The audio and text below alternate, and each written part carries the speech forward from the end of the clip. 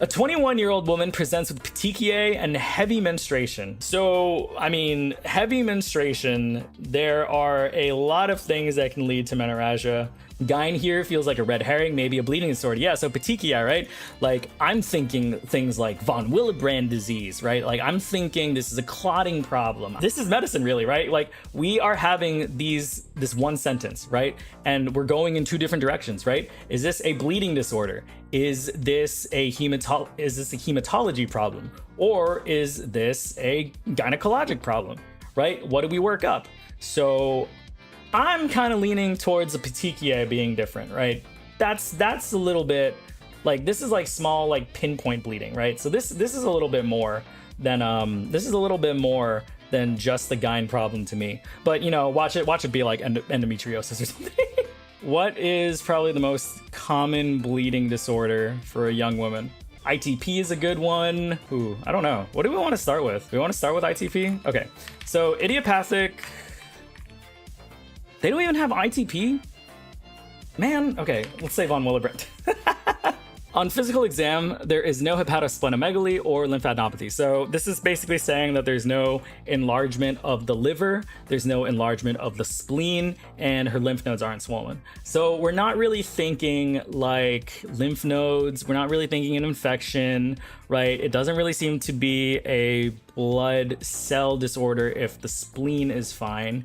And it's not a blood breakdown disorder if the liver is fine. Oh, try immune instead of idiopathic. Wait, yeah, okay. So immune thrombocytopenia or also idiopathic. God damn it. I am a genius. Yeah, nice one.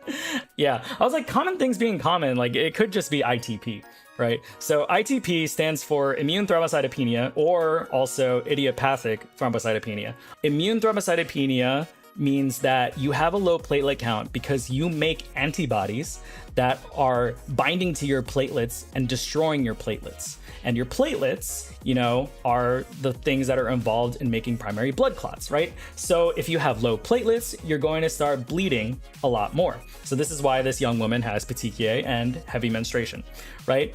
If there is no antibodies, right, then something technically called idiopathic thrombocytopenia, where it's like we don't actually know the cause, but we can still theorize what it is. Based on, you know, how things present, ITP is usually treated with steroids, right? So we basically use steroids to shut up the immune system to stop overproducing those antibodies. All right. And generally, this is saying that she had a mild cough roughly 2 weeks earlier, is probably the antibodies that were made against those, you know, organisms that are now overreacting, binding to her platelets and messing them up. A 22-year-old man presents with right hand pain and swelling that began earlier today. Okay, so right hand pain and swelling that began earlier today. I mean, I'm thinking like trauma, like, I don't know, 22, he slammed his hand in the car door. I slammed my hand in the car door. He doesn't say hand in that, but you know what I mean. Like, there's so many things, like right hand pain and swelling. I mean, you can think like cellulitis, you can think, let's just say cellulitis. All right, cellulitis isn't a diagnosis on this game for some reason. Scaphoid fracture. Okay, yeah. So we're thinking about like metacarpal boxer's fracture. This is a pretty good one. Do we have any other fractures? Scaphoid, lunates, hamate. No. Okay. Yeah. Let's just do boxer's fracture. That's a pretty good one actually. Oh.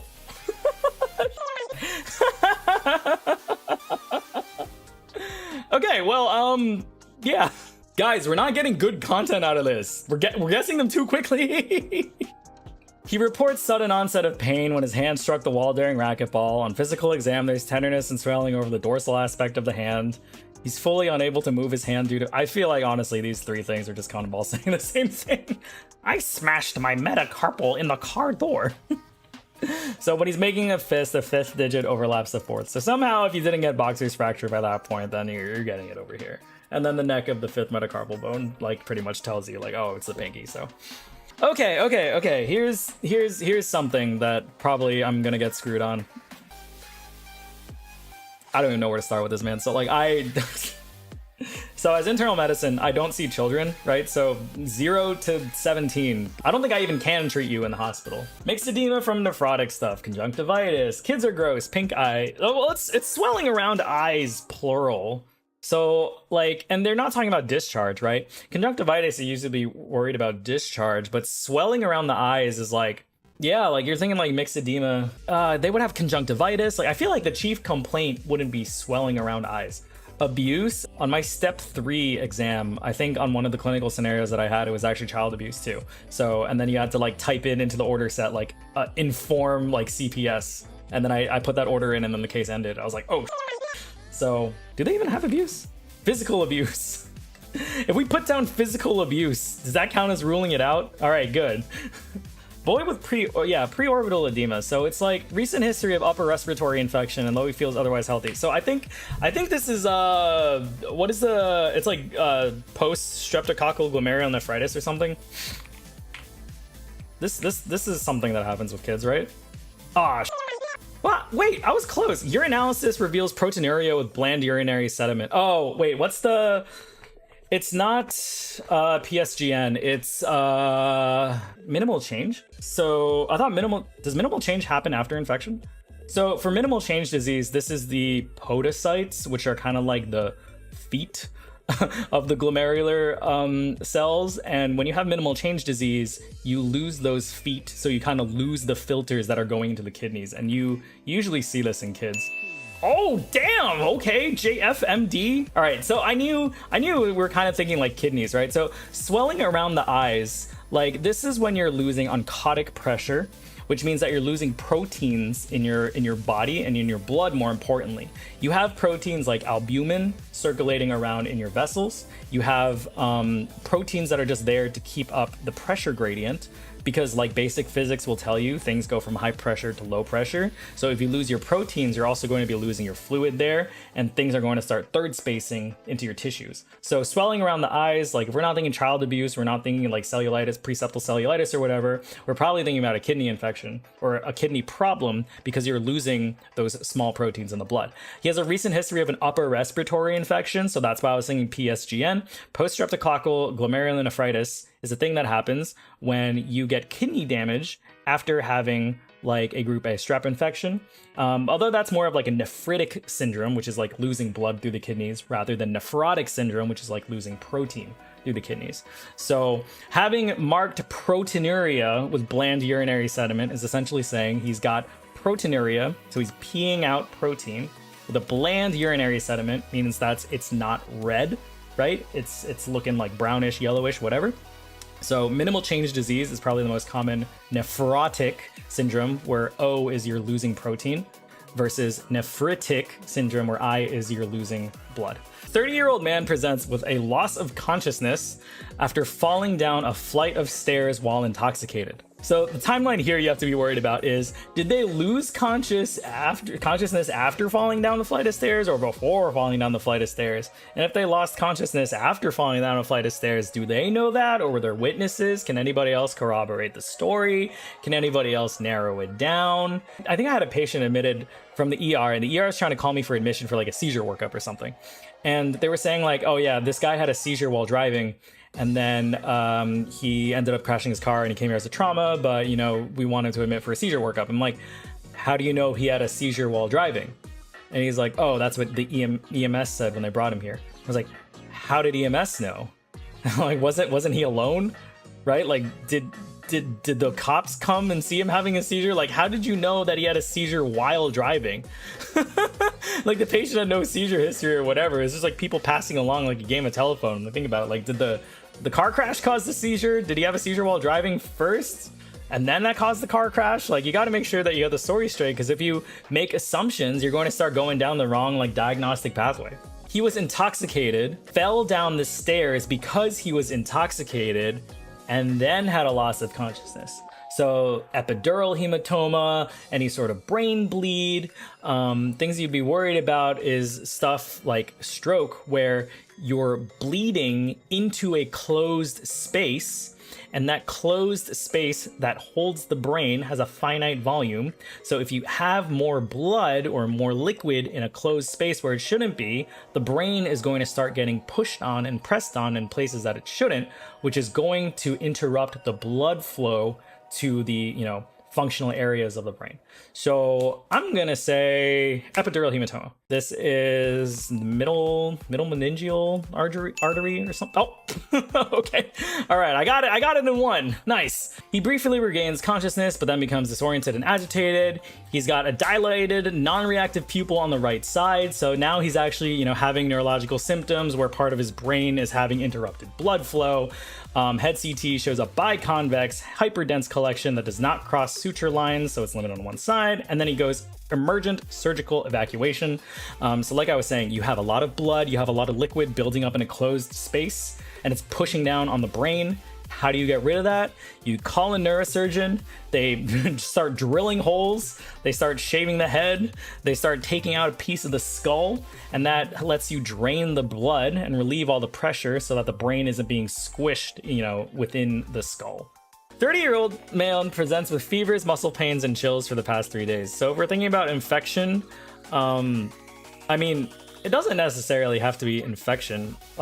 So if we're thinking myalgias, chills, fever, it doesn't necessarily have to be a super niche infection. We can just call this flu or something, right? I don't know. It's a first guess. I don't really care. Influenza. Oh no. All right.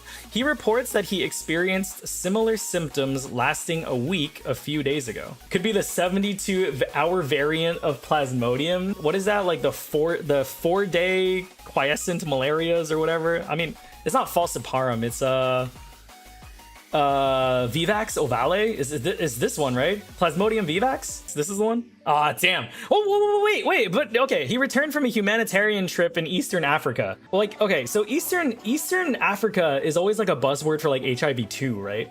But are we talking about HIV? It is malaria. I just don't know which malaria. Is it falciparum? Is it falciparum? All right, let's go. God damn it. On exam, he has conjunctival suffusion, hepatosplenomegaly, and a diffuse maculopapular rash. Did we just guess the other malaria? Plasmodium malariae. Oh, man. Blood smear during a febrile episode shows spirochetes visible with dark field microscopy. Wait, if it's a spirochete, is this leptospirosis? I think somebody in the chat already said lepto. Conjunctival suffusion you would get with lepto, right? Spirochetes visible with dark field microscopy. I actually don't know anything about diagnosing lepto based on dark field microscopy. Dark field is what you would do for treponema, so syphilis, but I don't know if that's just a spirochete thing. If it's just a spirochete thing and not a syphilis thing, then I'm good with lepto. Lepto, okay, so lepto, it's East Africa, right? So you're thinking Somalia, you're waterborne, right? So lepto is transmitted through what? It's rat urine in the water or whatever, right? Let's just do lepto. No! Oh, wait, hang on. He denies tick exposure, but recalls that there was an outbreak of lice in the overcrowded refugee shelters. Dude, is this rickettsia? Oh, dude, why are we... this is punishment because I said I liked microbiome. So ticks, you're thinking Borrelia. So there's, oh God. So Lyme disease, if this was the Northeast United States, you've got rickettsia, you've got Rocky Mountain spotted fever, you've got, rickettsia is from ticks. Wait. I'm mixing up Borrelia and rickettsia, I think. Let's organize all the spirochetes. Okay, so there's syphilis, there's lepto, dude, this is step one. I do not know any of this. I'm taking chat suggestions right now. Either you're a second year med student or you're an infectious disease doctor, because there's no way anybody knows any of this. Guillain-Barré is, you wouldn't have 2 phases of fever like this. Also, Guillain-Barré, you would have more of lower limb paralysis, hyporeflexia, these sorts of things. Borrelia? Is Borrelia a spirochete? I really don't know. Let's just say Borrelia. There's a Borrelia recurrentis? Are you kidding me? Wait, I was just like, okay, if it's a spirochete, but like it can't be Lyme, it can't be the name is Borrelia recurrentis. That's so stupid. Okay, we were on the right track with Borrelia. I was thinking like the Lyme disease part, like how does this fit into Lyme? But if you're legit telling me this guy has recurrent fever and there's a Borrelia called Borrelia recurrentis, I'm gonna be inclined to pick that one. A 25-year-old woman, G3P2, presents to her initial prenatal visit with a low-grade fever and sore throat.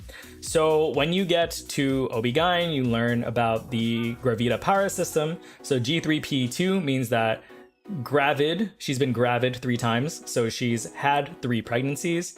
And Para, she's delivered twice. Pregnant 3 times with 2 viable deliveries. Yeah. So it's Gravida, which is the amount of times you've totally been pregnant. Term, which is how many pregnancies you've delivered after more than 37 weeks, which includes live births and stillbirths. P is preterm, so anything before 36. A is abortion, right? So any induced or spontaneous miscarriages. And then L is living children. So GTPAL is the full system that they use in like real OB-GYN land. Try CMV, and if it isn't CMV, try toxoplasmosis. I don't know. I feel like CMV, it's one of those tortoise infections, right? Oh, okay. She notes a pink maculopapular rash that started on her face and spread downward. I'm thinking roseola, yeah. Human herpes virus 8. Oh, 6. My bad. Oh, okay. Physical exam revealed post-auricular and occipital lymphadenopathies. Try rubella. Rubiola or rubella? Also, are we really jumping on rubella? Are we saying that she's not vaccinated? Okay, we've got rubella, we've got rubiola, and we've got Bartonella. Post-auricular occipital lymphadenopathy is kind of giving Bartonella right now. I wouldn't know what to do with a pink maculopapular rash. Not vaccinated makes me think MMR, right? So that's for rubella, but I don't know if she's vaccinated or not, right? They haven't given us any other like questions stem if she's vaccinated or not vaccinated. They haven't given us anything about the timing of the rash, so we're kind of going off this. Rubella, rubiola, Bartonella. All right, I'm just gonna spam 1, 2, 3s. Rubella is 1, and done. What did I say? Rubella, rubiola. All right, so let's say rubiola. Aw, she confirms that her child, who is God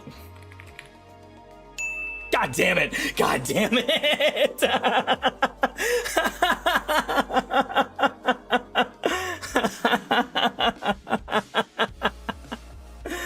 Dude, it was rubella. Yeah, everybody was on the right track. And then the fact that and then it was like, oh, the child's unvaccinated too. And we're like, okay, it's rubella. A 50-year-old man presents with worsening jaundice, abdominal pain, and fatigue. So jaundice, you're worried about liver, right? You're having a backup of conjugated or unconjugated bilirubin, which is a breakdown of blood cell, which is a byproduct from the breakdown of blood cells. You're worried about abdominal pain. You're worried about fatigue. Maybe he's anemic. Maybe his liver is swollen. There's like a lot of things that have been going on here. Gallbladder stone. We could have a stone in the cystic duct. We could have a stone in the common bile ducts.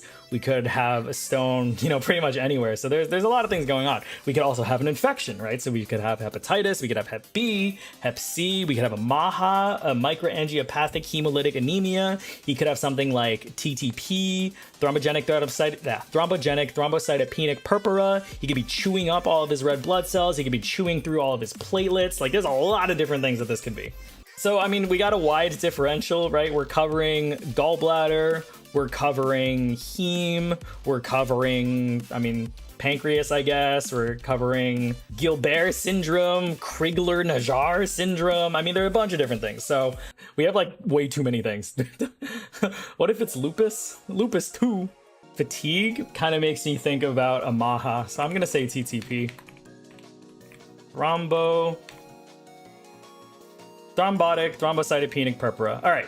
So we've got physical exam reveals hepatomegaly and tenderness in the right upper quadrant. So now we're worried about liver and tenderness in the right upper quadrant. We're worried about either his liver is sending that or his gallbladder is backed up. So, I mean, now we're thinking about gallbladder. I mean, we could have a stone in the gallbladder. We could have common bile duct stuff. So we could go choledocholithiasis is going to be a stone that's distal in the common bile duct. So it's blocking liver bile from flowing and it's blocking gallbladder bile from flowing. Choledocho. Patient has a history of IV drug use. Okay, wait, now we're getting something. So if he has a history of IV drug use, now I'm concerned that he has either an infection or a thrombosis, or oh yeah, hepatitis C can be bloodborne as well. We can have like Bud Chiari, we can think Hep C, we can think, all right, fine, let's just say Hep C. Hep B, Hep C, what do you guys want? Def Hep B, Hep C, Hep C. Kind of split 50-50. All right, let's just do Hep C. Incorrect. Oh, okay. He has a history of chronic Hep B infection, but has been non-adherent with follow-up care. Oh, it's hepatitis D! No way! No way! Wait, we never see this. What the f? Is this actually D? There's no way. Oh my god! What the f? No way it's D. I know, right? What the f? All right, you never would have gotten this. Okay, nobody would have ever gotten this unless you got to this point. You never see hepatitis D unless somebody has chronic untreated Hep B. Like this just does not exist.